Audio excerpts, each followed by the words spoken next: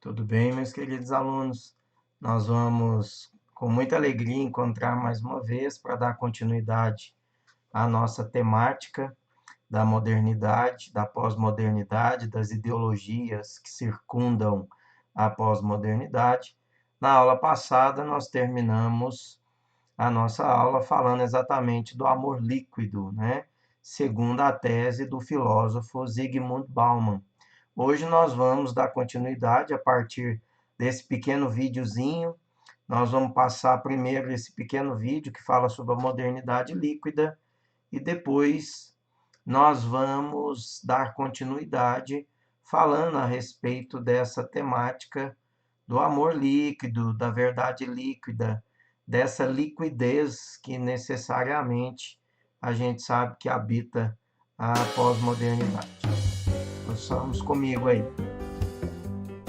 Modernidade líquida. Vivemos em tempos líquidos. Nada foi feito para durar. Foi o que disse Zygmunt Bauman, sociólogo polonês, que preferiu definir o que muitos chamam de pós-modernidade como modernidade líquida. Segundo ele, que é um dos pensadores mais influentes do final do século XX, foi-se o tempo em que os conceitos, as ideias e as estruturas sociais eram sólidos, rígidos, estáveis e previsíveis. Nos tempos de hoje, as certezas escorrem pelos dedos das mãos. A realidade da sociedade contemporânea é permanentemente incerta. Em seu livro Modernidade Líquida, escrito em meio àquele alvoroço mundial por conta do bug do milênio em 2000, ele aborda 5 tópicos básicos: a emancipação, a individualidade, o tempo e espaço, o trabalho e a comunidade. Vamos entender a essência de cada um deles. A emancipação, segundo ele, é o fato de as pessoas passarem a ser agentes ativos e questionadores da sociedade. E se por um lado existe uma busca pela liberdade, há também uma maior responsabilização individual. No aspecto da individualidade, Bauman demonstrou ter uma perspectiva pessimista. Ele acreditava que a identidade tem sido moldada pelo consumo e que o indivíduo tem feito escolhas e agido por si mesmo, sem considerar atributos como cooperação e solidariedade. No quesito tempo e espaço, ele ressaltou a tecnologia como um agente de fragmentação desse conceito. Segundo ele, o espaço fica maior com máquinas mais velozes e eficientes, e cada vez cabem mais coisas dentro do mesmo período de tempo, já que os eventos são simultâneos, o que também acaba ampliando o espaço.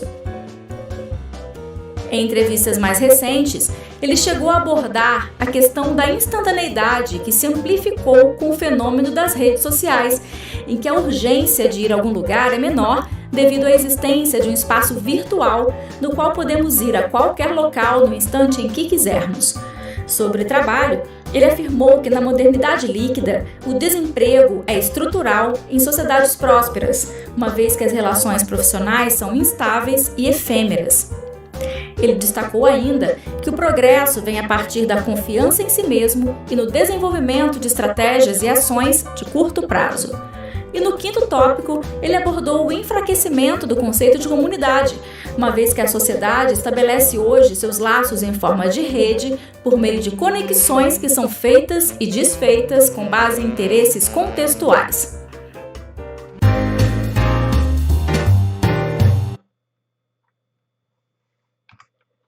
Muito bem, pessoal. Nós então vamos seguir adiante, né, com a nossa videoaula, aproveitando propriamente essa temática do Bauman, em que ele fala, por último, né, da comunidade, do conceito de comunidade. Eu queria aqui chamar a atenção de vocês que uma das grandes questões, né, da ideologia e, consequentemente, da maneira como ela impulsiona, potencializa nas comunidades, é exatamente essa maneira que ela tem de desfazer os vínculos, né? As comunidades já não se reconhecem como tal. Você tem ali um esfriamento das relações pessoais, um distanciamento dos vínculos emocionais, pessoais e sociais. As pessoas se distanciam exatamente porque estão inseridas em blogs, em comunidades, em redes sociais, o que aparentemente apresenta uma ideia de vínculo, de estar todo mundo conectado e, portanto, todo mundo unido e todo mundo participando ativamente do contexto social, da vida uns dos outros, mas, na verdade, é aquilo que o Bauman vai chamar exatamente desse esvaziamento da comunidade, porque o ser humano pensa estar conectado, pensa que quando ele está conectado, ele está ativo e participando ativamente da vida e das relações sociais, ele sabe e domina tudo o que acontece e tudo aquilo que circunda a sociedade. No entanto, não é isso que acontece na prática. Quanto mais inserido nos grupos, nas ideologias sociais, quanto mais vinculados aos grupos das redes sociais, o indivíduo mais manipulado ele está, mais vinculado a processos escravizatórios ele está, menos vínculo um com o outro e menos parte da comunidade ele tem, né? Esse é um dos efeitos potencialmente dessa liquidez, dessa modernidade líquida que nós estamos aqui discutindo a partir da filosofia do Bauman, né? E aqui, ó, nós vamos discutir então a questão da ideologia, voltar no tema da ideologia. O Destutt de Tracy, um francês, foi um dos primeiros aí a falar da ideologia. Foi ele que explicou o termo ideologia.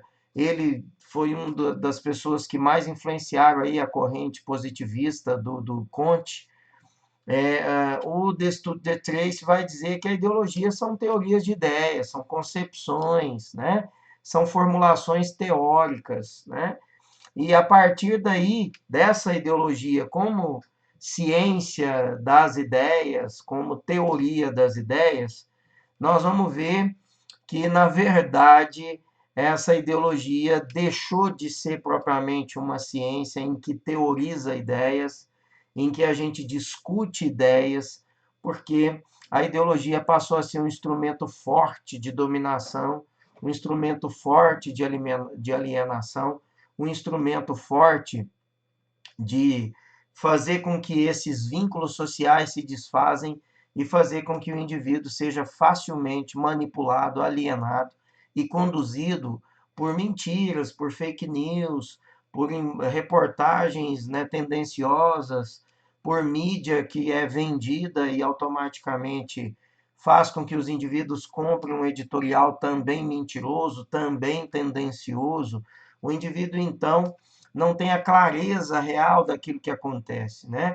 As ideias que circulam nessa sociedade, de acordo aí com a teoria, né, do conceito do Destutt de Tracy, na verdade são teorias compostas, construídas, manipuladas, né, para que o indivíduo pense assim, para que o indivíduo raciocine assim, para que o indivíduo pense que ele domina e que ele tem autonomia crítica no processo social, político e econômico, mas na verdade ele é uma presa fácil para todo esse jogo conspiratório, né, de ideologias e suposições que levam o indivíduo a ficar cada vez mais perdido, mais confuso, e aí ele é facilmente arrastado por um processo ideológico que apaga as desigualdades, que compõe criminosos, né, que compõe mitos, que faz a ideia de criminosos, que alimenta um discurso econômico em prejuízo do discurso social, né? E aí nós vamos ver o Mercier, ele vai dizer que as ideias são tudo que existe. Então, tudo aquilo que circula na sociedade, na verdade, compõe, gente, esse universo. Nós estamos o tempo todo sendo bombardeados por esses vários processos sociais, por esses vários fenômenos, por essas várias ideias, por editoriais, por fake news, por imagens e por mensagens que circulam aí pelo WhatsApp, muitas delas conduzidas eletronicamente por robozinhos, né, que vão compondo, né, a nossa opinião, entre aspas, a respeito de grandes temas da política e da sociedade, fazendo com que a gente se perca, fazendo com que o indivíduo não tenha mais o seu processo crítico e muito menos seu processo de autonomia, tá? Então, nenhuma coisa existe senão pela ideia que dela fazemos. Então, E essa ideia que a gente faz das coisas é exatamente aquela ideia composta, aquela ideia construída a partir dos vários veículos ideológicos que a gente o tempo todo é bombardeado, né? E aí o Destudo de Tracy, então, ele acrescenta, olha, palavra criada à época do Iluminismo, com o propósito de recorrer a um conhecimento científico preciso, de maneira como se formam as ideias na mente humana, de modo a garantir que apenas ideias corretas surgissem, ideias com a chancela da razão. Beleza. Esse era o termo ideologia, esse era o termo, foi o termo cunhado durante o Iluminismo, mas que, no entanto, o Karl Marx vai apresentar para nós, né, a vertente clara na ideologia alemã, em que ele vai dizer, olha, a ideologia ela está sendo usada simplesmente para esconder desigualdades. Essa ideologia está mascarando a realidade. Ela está dizendo para o trabalhador que ele de fato precisa da mercadoria, ela está dizendo para o pobre que ele tem que aceitar essa situação, ela está justificando as elites dominantes, todo esse poder e, entre aspas, esse direito que ela tem de dominar e de fomentar políticas que vai causando cada vez mais prejuízos humanos e sociais, enquanto há ali uma benesse social atendida para aqueles que dominam e que controlam os meios de produção. Então, esse conceito de ideologia do Destudo de Tracy, ele foi automaticamente apagado, né, desfeito pelo conceito marxista, quando Marx vai dizer que a ideologia está sendo usada para esconder a desigualdade, que a ideologia, desde que foi criada no Iluminismo, Marx, quando escreve isso, ele está escrevendo já durante a Revolução Industrial, o Marx vai dizer, olha, essa ideologia está apagando as diferenças. Quando você vê um layout que diz educação, direito de todos, ela então esconde a desigualdade por detrás de centenas de milhares de pessoas que ainda são analfabetas, né? Cerca aí de 30 mil ou mais, né?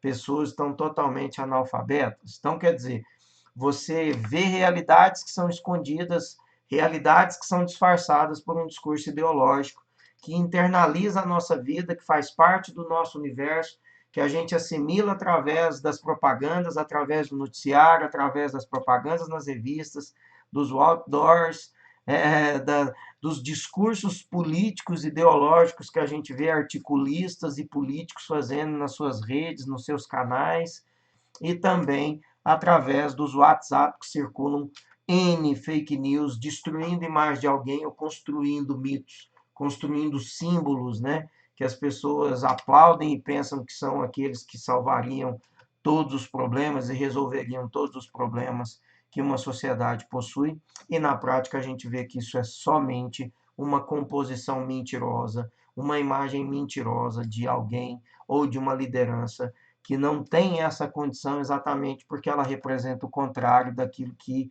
a imagem dela chega até nós, que ouvimos e que lemos e que assistimos vídeos e mensagens aí pelas redes sociais, né? Então isso é importante a gente pensar, né? O intuito era criar, então, uma batalha contra a ignorância e a educação errada, né? Especialistas em ideologia garantiriam o domínio da razão sobre as crenças e comportamentos, mas não foi o que aconteceu.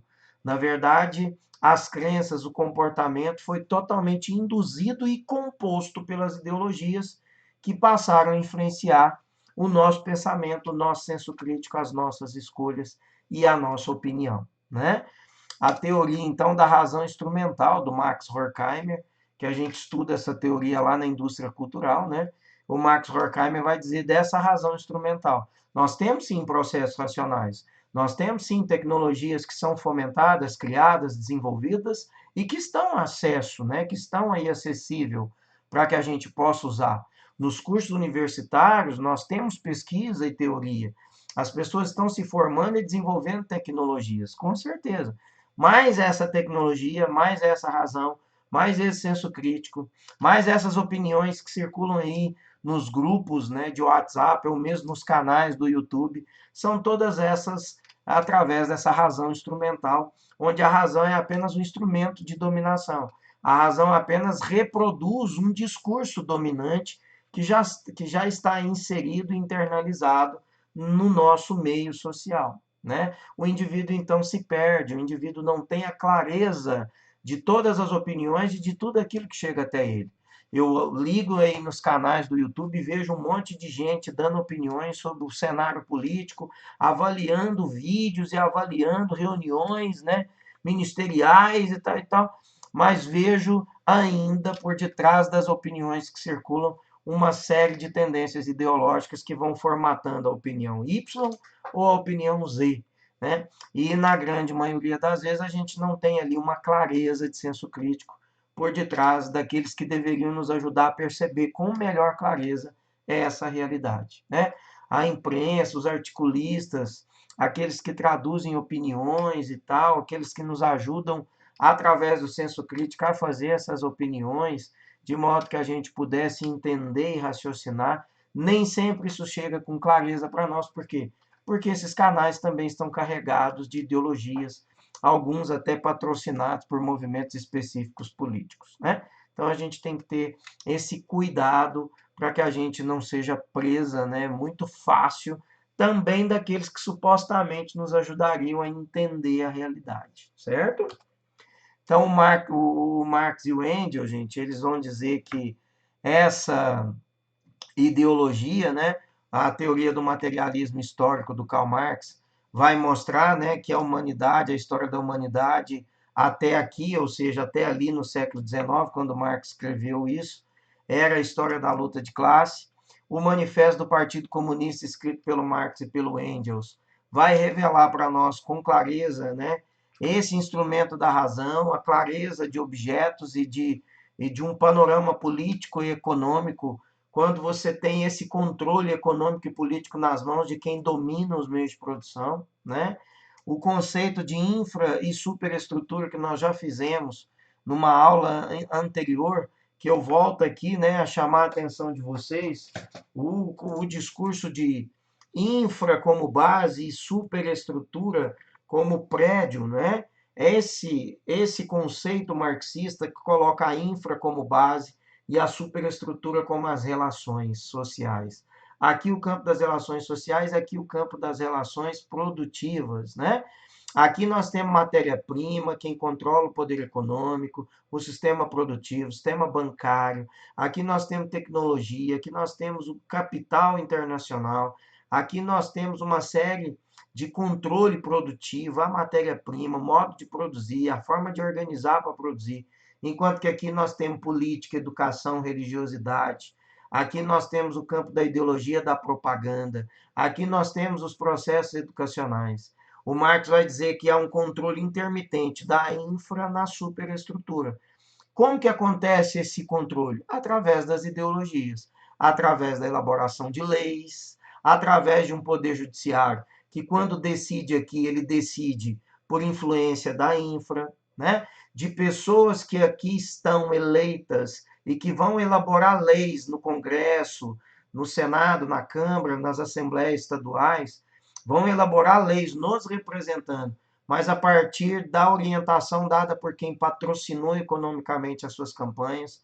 É por isso que a gente vê os escândalos de Caixa 2 em outras campanhas, na campanha atual, no atual governo, né? Nós tem aí denúncias agora recentes, né, de caixas 2 que foram usados para financiar campanhas, que foram usadas para financiar, inclusive, fake news, que estão sendo aí investigadas, né, pelo Supremo Tribunal. Então, há toda ali uma conspiração, né, há toda ali uma evidência de uma estrutura ideológica que circula aqui na superestrutura, mas que é conduzida e alimentada pelo poder econômico, né? Então, é isso que o Marx está chamando a nossa atenção. Não é a consciência, segundo Marx, que determina o ser social, mas é o ser social que determina a sua consciência. Ou seja, nós somos fruto do ser social. Nós somos fruto do ambiente social em que vivemos, em que estudamos, em que fomos absorvendo essas ideologias e formações, né? Então, é no campo social, é na minha família, na minha escola, no meu trabalho, no universo em que eu trabalho, é através dos grupos dos quais eu faço parte, pode ser grupo classista, grupo social, pode ser o meu grupo de igreja, quer dizer, esses vários grupos que a gente compõe, né? Eles vão ajudando a formar uma opinião, eles vão formatando uma ideologia, eles vão dominando e influenciando a nossa consciência para que a gente reproduza um discurso dominante. É isso que o Marx está dizendo. Então, quer dizer que a gente não nasce com a consciência pronta. A nossa consciência ela é formada nessa convivência social, através dos vários grupos que a gente participa e através dos vários processos ideológicos ou de formação que chega até nós. Está aí agora a clareza da razão instrumental que o Max Horkheimer vai dizer. Nós temos sim razão, há seres pensantes, mas na grande maioria das vezes essa razão é instrumental, essa razão é só para nos iludir, nos confundir. Ela leva a gente a pensar, ela leva a gente a produzir, nós desenvolvemos tecnologia, mas nós não temos senso crítico. Nós reproduzimos ideias e técnicas produtivas, mas temos que ser obedientes, né? Nós não podemos ter autonomia crítica no pensar e não podemos levar as pessoas a refletir e a raciocinar, senão nós logo somos rotulados e acusados de ser disso, de ser daquilo, para que ninguém possa nos ouvir, né? Então, olha, aí está a infraestrutura e a superestrutura, está feita esse desenho, essa composição, já está explicado, olha, a infra é o campo exatamente da fábrica, da produção, do dinheiro, da política, aqui, ó, dos negócios, né, onde circula o dinheiro. E aqui nós temos, olha, a filosofia, a educação, a arte, né? Aqui nós temos a religiosidade, o processo educacional, as propagandas, as ideologias, e há um controle intermitente da infra na superestrutura, como eu já acabei de explicar. Tá? Então, a ideologia alemã, em 1846, há uma crítica, né, aos ideólogos por não combater as ideias erradas, como eu já acabei de explicar, que corrompiam, que alienavam o ser humano, que levavam o ser humano a ser cada vez mais escravo, que explicava para o ser humano que ele tinha que aceitar determinadas explorações e determinadas evidências, né, de superioridade de poderes políticos e econômicos, ou mesmo, né, de classes sociais. Deveriam mudar primeiro o mundo material, olha, pois é esse mundo mal construído que fornece as ideias erradas. É exatamente essa mal estrutura, essa desigualdade social e econômica que vai reproduzir um discurso dominante para nos confundir, para nos enganar e para gerar um processo, né, cada vez mais escravizante para aqueles que estão à míngua, para aqueles que estão à margem, para aqueles que estão perdendo, para aqueles que só são explorados e manipulados a reproduzir esse sistema, né? Então, ideólogos, né, e marxistas concordam que a sociedade tem que se reformular pelos auspícios da razão, mas uma razão que não seja propriamente a instrumental, uma razão crítica através do processo dialético, né? Então, olha, eu não vou ler tudo isso, mas aqui está dizendo, esses produtos no nosso cérebro, né, acabam por nos dominar, apesar de criadores, inclinaram-se perante as suas próprias criações. Libertamo-nos, portanto, das quimeras, das ideias, dos dogmas, dos seres imaginários, cujo jugo os faz degenerar. Então, está dizendo exatamente desse processo escravizatório, dessa alienação, da maneira como nós somos manipulados, da maneira como religião, educação, sistema ideológico, política, grupos, WhatsApp, fake news, um monte de coisa que circula, está nos dominando e nos levando a reproduzir a mesma ideia dominante, né? Então, ó, ensinamos os homens a substituir essas ilusões, o império dessas ideias, né? Essas ilusões por pensamentos que correspondam à essência do homem. Afirmam a ter perante elas uma atitude crítica, afirma o outro, né? Atirá-los da cabeça, diz um terceiro, e a realidade existente desaparecerá. Isso só vai ser possível quando a gente acabar com essa razão instrumental e utilizar a dialética como maneira de nos libertar dessas várias prisões que o mundo pós-moderno nos colocou, seja pela mídia, pela propaganda, pelas ideologias, pela educação, né, pelos articulistas, pelos canais de YouTube, pelo WhatsApp e o bando de fake news que circula nele todos os dias, né?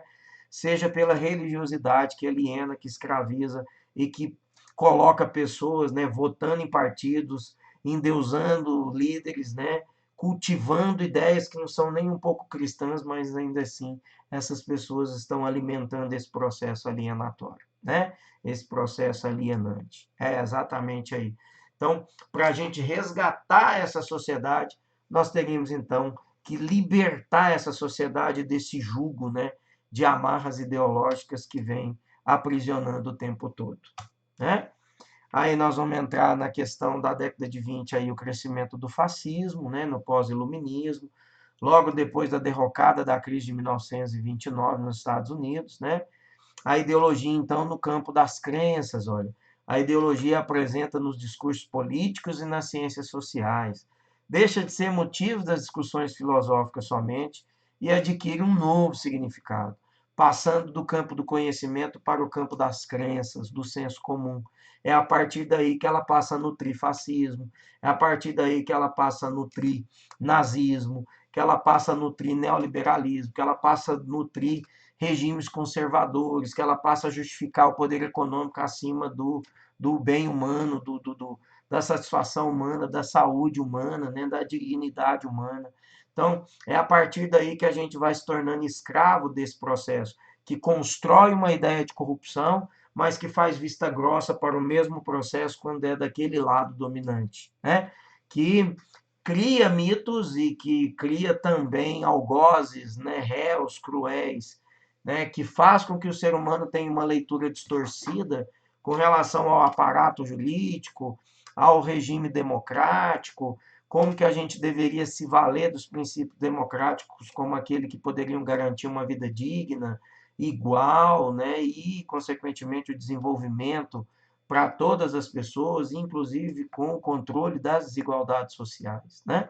Mas isso não é tão simples acontecer, exatamente por conta do campo das crenças, em que as ideologias tomaram posse e agora está alienando, está distorcendo, está colocando os seres humanos de uma maneira muito bitolada, né, diante de discursos e de, entre aspas, deuses criadas por esses processos ideológicos, né?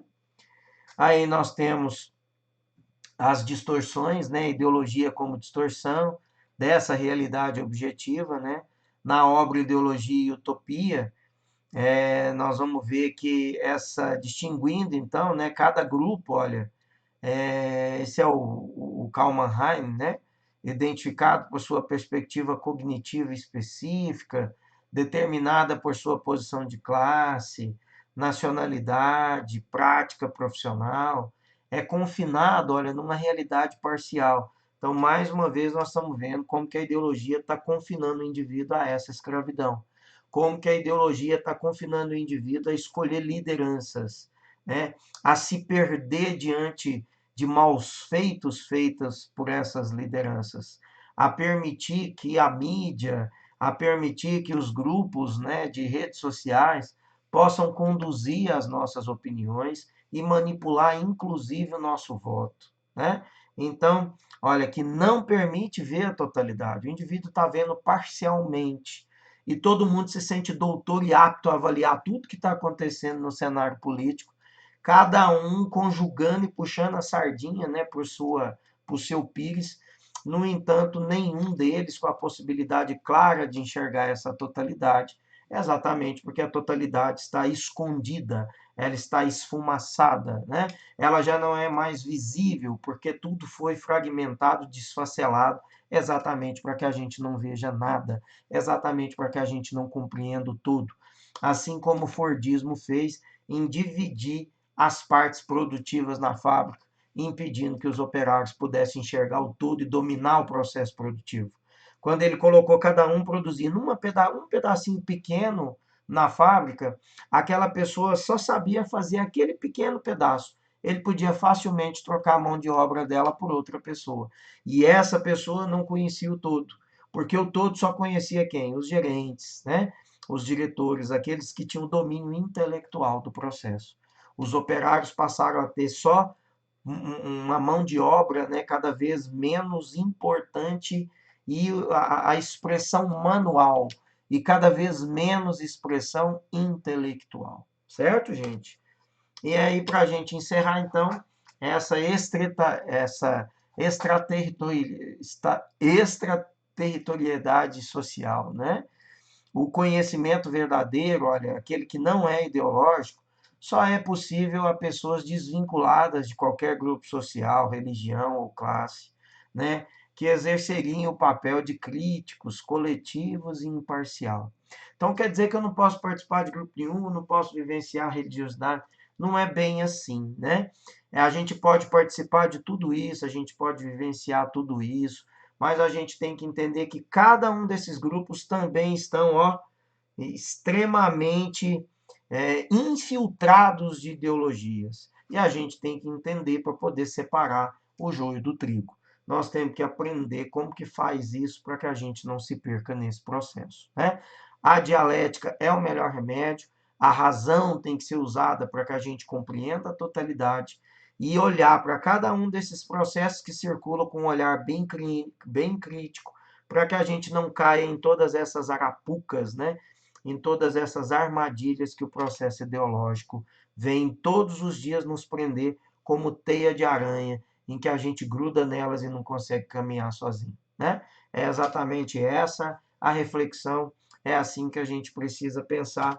E para a gente encerrar, né, tudo isso aí, lembrar que o positivismo, o Augusto Comte, né, ele fez molduras cognitivas, ele explicou que todos os problemas sociais eram oriundos da natureza, eram oriundos, né, espontaneamente. Assim, ele justificou a alienação, ele justificou que todos os problemas sociais eram espontâneos e que não se podia fazer nada contra eles, né? E é exatamente por isso que o Karl Marx e toda a escola marxista depois bateu pesado no Comte, exatamente porque ele estava reproduzindo um discurso conformista, né, um discurso de ordem, de consolidação da ordem, em prejuízo dos mais simples, das classes operárias, dos marginalizados, das mulheres que eram extremamente submissas, né, e explicavam para elas que elas tinham mesmo, que era natural elas serem submissas, e etc e tal. Tá certo, gente?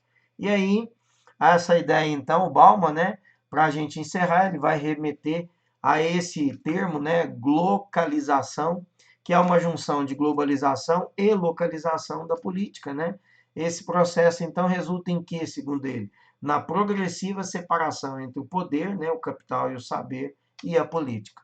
Então, é essa glocalização que torna a gente uma mente vazia, que torna a gente alienado, que faz com que a gente não entenda o processo com clareza, que faz com que a gente compre discurso de corrupção, discurso de democracia, o discurso de intervenção. Você vê vários grupos comprando discursos que não tem clareza nenhuma do que serve, né? As pessoas não entendem com clareza nenhum desses processos exatamente porque estão totalmente perdidas e alheias, porque foi separado delas, né, o capital e o saber, e é exatamente por isso que elas não têm esse mesmo vínculo político e não enxergam com clareza as questões políticas e sociais. Esses são potencialmente efeitos, né, dessa pós-modernidade. Tudo bem, gente? É um tema espinhoso, interessante, mas muito recorrente nos vestibulares. Eu espero que vocês possam aprofundar ainda mais esse tema, lendo o texto e fazendo os exercícios que seguem com essa aula, tá bom? Um grande abraço, até a próxima.